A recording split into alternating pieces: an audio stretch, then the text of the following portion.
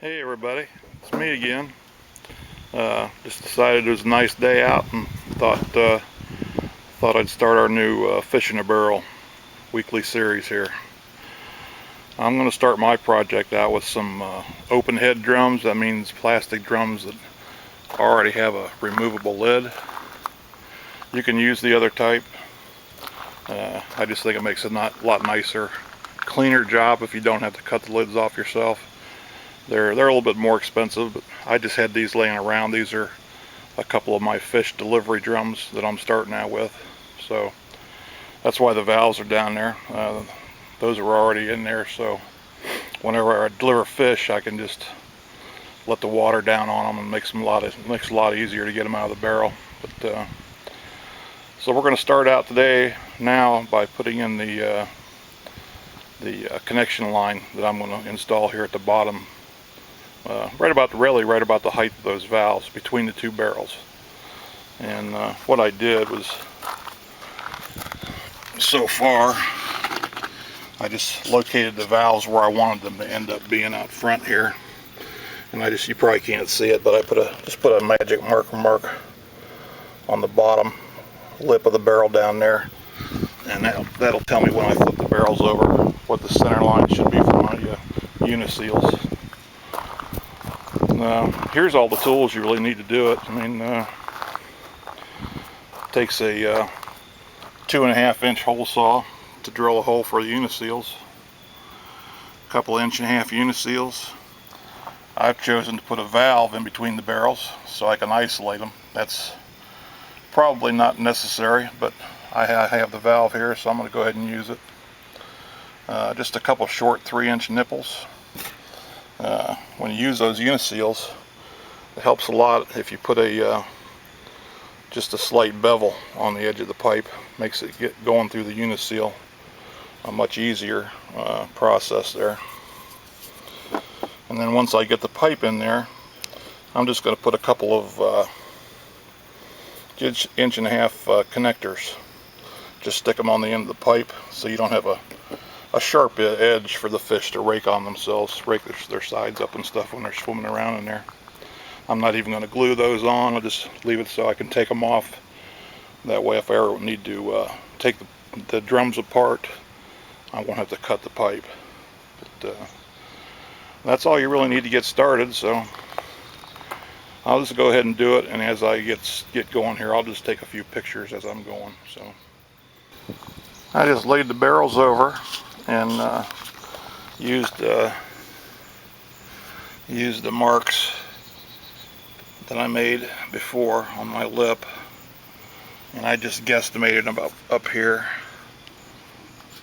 and up here, and then I just laid a uniseal. I used most barrels, I don't know if you can see it, most of these plastic barrels have a raised ridge around there, and I used that ridge as a guide, and put the lip of my uniseal right up against that ridge and just mark the inside diameter of the uniseal, and then just guesstimated the center line in there for my pilot drill. There's one hole drilled with the uniseal installed. Here's the other hole. It's not a big deal, you know, the uniseal just basically snaps into the hole, and that's all there is to that. Okay, now I'm just going to glue the nipples, the two 3-inch nipples, into each side of my valve with some cleaner and glue. There's the valve assembly put together with nipples in the end. Now we just stick it into the barrels. Okay, there's my two barrels with the crossover pipe installed. No big deal, took about 10 minutes. The next project, I'm going to make this barrel on the left is going to be my fish barrel, and this barrel on the right is going to be my filter barrel. And I've seen a few of these projects on the internet where guys do this, but I've kind of come up with my own plan for the filter barrel, and it's a little bit different. But The big deal on a project like this is you need to make something that's easy to use. Otherwise, it stops being fun and becomes work. So I'm trying to make up something here that's not only easy to build but simple to use. So I've tried a lot of different filter materials, pad fillers and stuff like that, and they're all fairly difficult to clean out. And these fish, once they get bigger, they're pretty dirty. So I'm gonna try something new. I've never used it before. It's called Metalamat, and it's fairly expensive. Those two pieces right there were basically about 25 bucks a piece plus shipping. So there's probably about a $75 bill laying right there between those two pieces. And the black mat is pretty coarse. I'm sure you can't see it, but I can actually see through that down to the gravel. There you can see the holes going straight through. And that mat should, on my system, the water is going to flow down through the fish tank, through the crossover, and it'll be forced to come up through the filter mat. So the black mat is going to kind of knock down all the big solids, and hopefully they'll just settle to the bottom. And then the green mat is finer, so it'll catch smaller particles yet. And they've actually got two more colors. I think I'm going to go ahead and order them. One's the next grade would be blue, and then they make a gray. So we'll over time we'll see how all that works out. But my feeling is that these things should be pretty easy to clean out. So, but we'll see. So the next thing I got to do is figure out how to cut this stuff to the right diameter to fit down. Well, here's my solution for cutting it. Just a circular saw. I tried a couple of different hand tools, and it's a little too tough for me with a hand tool, but circular saw, as flexible as it is, you can just walk right around there with the circular saw. Okay, there's piece number one in the barrel. It's a little on the snug side for fit, but I'm going to leave it that way. And here's piece number two.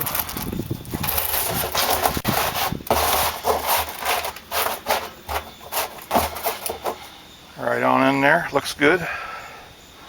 Word to the wise, if you should happen to use this stuff, when you cut around your line with the circular saw, you need to be real careful when you cut that radius. It's real easy to, if you're right on, you need to allow even a little bit on there, because when you cut around that radius, if you're right on your guide mark, your blade sits back, so you're going to end up with a smaller diameter. So you actually got to cut even a little bit bigger than your line to make that, to get what you really want.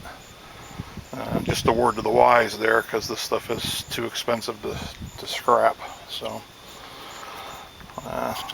now I got to make up I'm going to make a tubular frame just out of PVC pipe, 1/2 inch or 3/4, whatever I got laying around and got fittings. Just a square box frame to set down there on the floor of that barrel to set these filler pads on so they can't sink to the bottom. All right, here we're back, and here's the frame that I chose to make. It's just with a little trial and error, it ended up being 16 inches, four 16-inch pieces of pipe, and 4 9-inch pieces of pipe, and 4 12-inch pieces of pipe. The 12-inch pieces of pipe are the uprights. It just fits snug down the barrel. It's a little rocky on the bottom, but that doesn't really matter. Once that mat sits on there, it's not going anywhere. There it is down the bottom of the barrel. You see what I mean? It's a little rocky in there because of that ridge on the bottom, but that's okay. That doesn't mean anything. Go ahead and put the mat in there.